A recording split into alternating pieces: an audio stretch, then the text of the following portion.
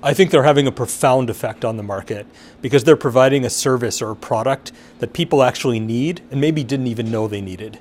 If you look at the office space, WeWork and other large co-working companies, they very cleverly figured out that nobody really wants to sign a 15, 20, or 25-year lease anymore. That's a very, very long-term liability.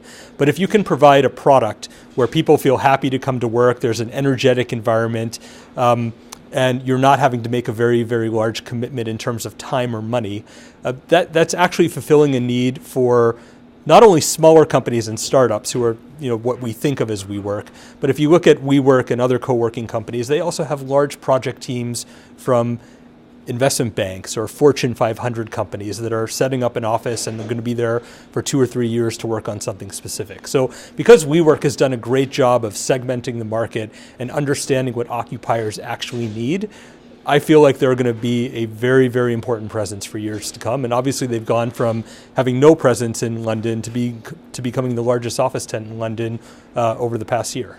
And Airbnb has really hit the nail on the head with an amazing niche, which is that housing is very expensive. Hotels are rather blah.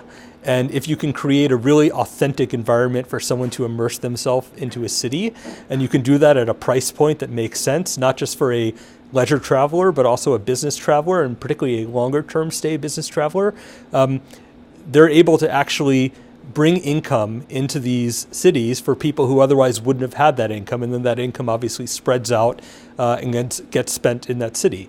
Now, the problem that Airbnb and others are encountering is that as Airbnb increases the number of stays that it has in a certain city, that's perceived to be crowding out rental values. So in other words, making cities less affordable. The evidence really isn't there for that, but certainly the perception is. And I think Airbnb will do a good job in working with local communities and local municipalities to explain what it is they do and how it is they actually help the economies that they serve. And I think as long as that balance gets correct between short-term stays and the long-term rental market that we're all used to, then I think Airbnb will find its place as a really important economic engine for major cities around the world.